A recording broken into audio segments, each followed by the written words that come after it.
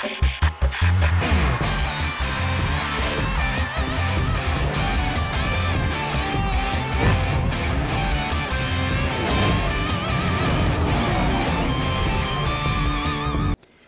বছর পর ওয়েস্ট ইন্ডিজের বিপক্ষে আর যে কোনো দলের কাছে প্রায় 4 বছর পর ওয়ানডে সিরিজে হোয়াইট ওয়াশ হলো বাংলাদেশ। যে ফরম্যাটে সবচেয়ে ভালো রিয়াদ মিরাজরা, সেখানেই কেন এমন ভরাডুবি? টাইগার অধিনায়কের বিশ্বাস, পূর্ণশক্তির দল পেলে আবারও জয়ের ধারায় ফিরবে বাংলাদেশ।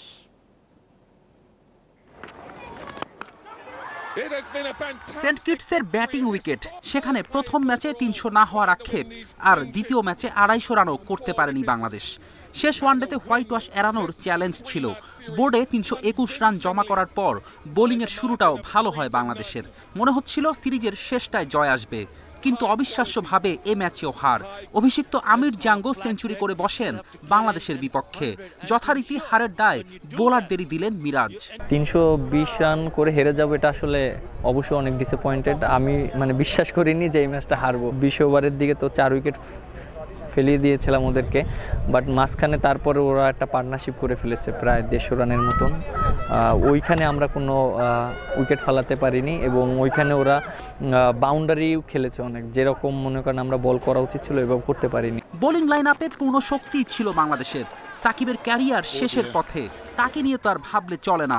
ব্যাটিংয়ে কেবল মুশফিক হৃদয় ছিলেন না, অথচ মিরাজের বিশ্বাস পূর্ণ শক্তির দল পেলে ভালো করবে বাংলাদেশ। অবশ্যই জিততে পারলে ভালো হতো, কনফিডেন্ট থাকতো, বাট তারপরও অনেক সময় আছে আমাদের, আমরা কোন জায়গায় আমাদের ভুলগুলো আছে আমরা সেই ল্যাকিংসগুলো করতে পারবো। এবং আশা করি যে টিমের ভিতরে অনেক প্লেয়ার ইনজুরি ছিল, ইনজুরির জন্য হয়তো আফগানিস্তান সিরিজও খেলতে পারিনি, এই সিরিজও খেলতে পারিনি। চ্যাম্পিয়ন্স ট্রফির আগে আমি মনে করি যে পুরো একটা আমাদের যে ওডিআই যে ফুল টিম, সেটা আমরা সবাই পাবো ইনশাআল্লাহ। আফিফ লিটনরা সুযোগ হেলায় হারাচ্ছেন। ঘরোয়া ক্রিকেটে জিসান, আজিজুল, আরিফুলরা আলো কাটছেন।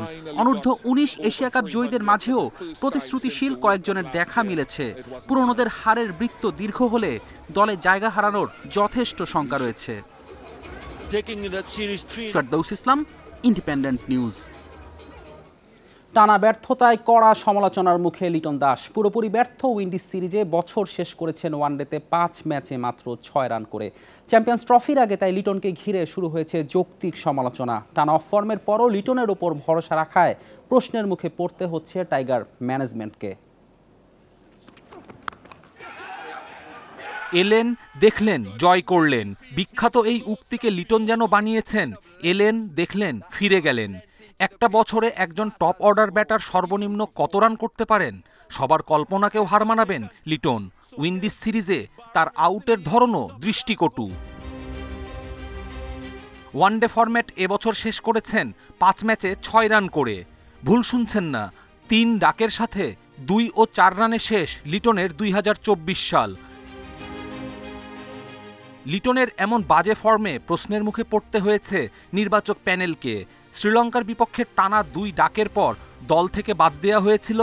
আফগান সিরিজেও ছিলেন না, যদিও তেমন কিছু না করেও এলকেডির জায়গা হয় উইন্ডিজ সিরিজে। সামনে চ্যাম্পিয়ন্স ট্রফি থাকায় লিটন নতুন করে সংকটে ফেলবেন নির্বাচকদের। শান্ত, মুশফিক, হৃদয়, মুস্তাফিজরা ফিরলে দল গঠনে ভাবনায় পড়তে হবে লিপু, হান্নান, রাজ্জাকদের। তবে কি শুধু অভিজ্ঞতাই টিকিয়ে রাখবে লিটনকে? তার অনেক এক্সপিরিয়েন্স আছে ইন্টারন্যাশনাল ক্রিকেট খেলার, এবং কিভাবে খেলতে হবে সে এটা জানে। বাট আমার কাছে মনে হয় যে সে এটা নিয়ে কাজ করবে। টপ অর্ডারে তেমন বিকল্প নেই। লিটনের মতো সুযোগও কাউকে দেয়া হয়নি। বিজয়, রনি কিংবা পারভেজ ইমন কাউকে নিয়ে পরিকল্পনা করা হয়নি। আবার হঠাৎ করে কাউকে দলে নেয়ার ঝুঁকিও নিতে চাইবে না ম্যানেজমেন্ট। লিটনে আটকে থেকে কিংবা ব্যাটিং অর্ডার পরিবর্তনেও টিম কম্বিনেশনের দুরবস্থা কাটছে না। দল নিয়ে নানান প্রশ্নের উত্তর দিতেও যেন অপারগ নির্বাচকেরা। দলের নানান পরিবর্তন, অসঙ্গতি থাকলেও মেলে না কোনো সদুত্তর। এভাবেই চলছে দল গঠন ও বাংলাদেশ দল। হয়তো এভাবেই চলবে যেমনটা হয়ে এসেছে বছরের পর বছর। কপিল পাল, ইন্ডিপেন্ডেন্ট নিউজ। বাংলাদেশের বিপক্ষে টি-20 সিরিজের জন্য দল ঘোষণা করেছে ওয়েস্ট ইন্ডিজ। দীর্ঘ অপেক্ষার পর প্রথমবার ডাক পেলেন কেসি কার্টি। সবশেষ টাইগারদের বিপক্ষে শেষ ওয়ানডেতে 95 রান করেন কার্টি। এর আগে 4 টেস্টের সঙ্গে খেলেছেন 31টি ওডিআই। ইনজুরি কাটিয়ে ফেরা উইকেটকিপার ব্যাটার জনসন চার্লসও আছেন দলে। ওডিআই সিরিজের অধিনায়ক শাই হোপ ও ব্যাটার রাদারফোর্ডকে এই সিরিজে পাচ্ছে না ক্যারিবীয়রা। বিগ ব্যাশ খেলতে অস্ট্রেলিয়ায় থাকবেন এই দুই তারকা। টাইগারদের বিপক্ষে টি-20 সিরিজে স্বাগতিক দলের নেতৃত্বে রহমান পাওয়েল, তার ডেপুটির দায়িত্বে ব্র্যান্ডন কিং। সেন্ট ভিনসেন্টে 3 ম্যাচের সিরিজ 16, 18 ও 20 ডিসেম্বর। আইসিসি চ্যাম্পিয়ন্স ট্রফির বাংলাদেশ ভ্রমণ শেষ হয়েছে আজ। বিসিবিতে প্রদর্শনের মাধ্যমে শেষ হয়েছে সূচি। সাবেক বর্তমান ক্রিকেটার ও বিসিবি কর্তারাও ট্রফির সঙ্গে ফটো সেশনে অংশ নেন। 4 দিনের ভ্রমণ সূচি নিয়ে বাংলাদেশে আসে আইসিসি চ্যাম্পিয়ন্স ট্রফি। ক্রিকেট প্রেমী ও সাধারণ দর্শকদের জন্য প্রথম প্রদর্শন করা হয় বিশ্বের দীর্ঘতম সমুদ্র সৈকত কক্সবাজারের লাবণী পয়েন্টে। এরপর ঢাকার দর্শকদের দেখা ও ছবি তোলার জন্য একদিন রাখা হয় বসুন্ধরা সিটি শপিং মলে। বিসিবিতে প্রদর্শনের মধ্য দিয়ে শেষ হলো বাংলাদেশের চ্যাম্পিয়ন্স ট্রফির ভ্রমণ। পাকিস্তান ও আফগানিস্তান ঘুরে বাংলাদেশে আসে ট্রফি। এখান থেকে যাবে সাউথ আফ্রিকা।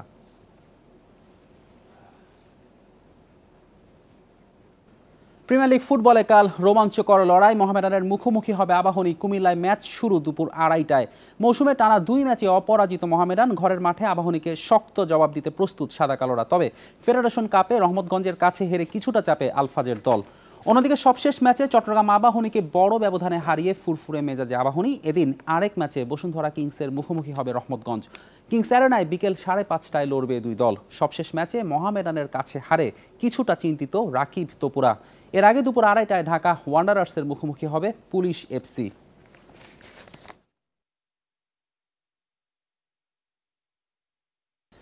সাম্প্রতিক সাফল্যে পুরস্কার পেয়েছে বাংলাদেশ নারী ফুটবল দল। ফিফার র্যাঙ্কিংয়ে 7 ধাপ এগিয়ে 132 নম্বরে উঠে এসেছে সাবিনারা।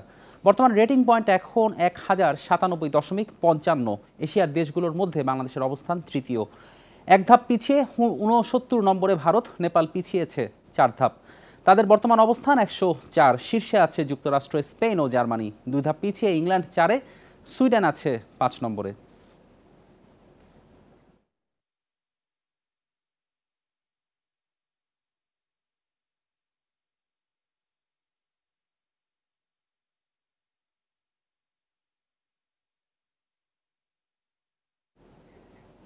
বিএসপি জার্নালিস্ট অ্যাওয়ার্ডে রণজিৎ বিশ্বাস ট্রফি ফিচার ও ডকুমেন্টারি টিভি বিভাগে চ্যাম্পিয়ন হয়েছেন টি স্পোর্টসের রিফাত আমিল। রানার আপ হয়েছেন সাদমান সাকিব ও আরিফুল ইসলাম।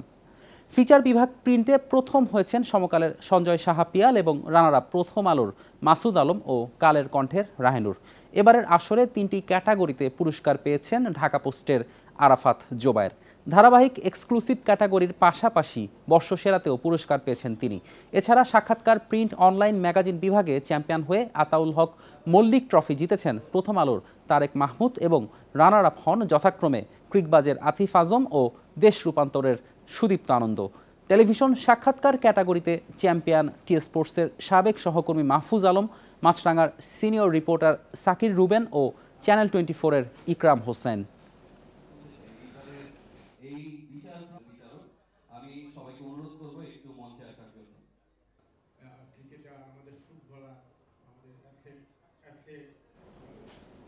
পাকিস্তান টেস্ট দলের কোচের পদ থেকে সরে দাঁড়ালেন সাবেক অজি পেসার জেসন গিলেস্পি। 8 মাস আগে নিয়োগ পেয়েছিলেন তিনি। সহকারী কোচ টিম নিয়েলসেনের সঙ্গে চুক্তি নবায়নে দেশটির ক্রিকেট বোর্ড অস্বীকৃতি জানানোর পর গিলেস্পির চাকরি ছাড়াটা সময়ের ব্যাপার ছিল মাত্র। অজি কিংবদন্তির সরে যাওয়ার পরপরই লাল বলের অন্তর্বর্তীকালীন কোচ হিসেবে নিয়োগ দেওয়া হয়েছে আকিফ জাভেদকে। এক বিবৃতিতে বিষয়টি নিশ্চিত করেছে পিসিবি। সাদা বলের সংস্করণেও অন্তর্বর্তীকালীন কোচের দায়িত্ব পালন করছেন সাবেক পাকিস্তানি পেসার।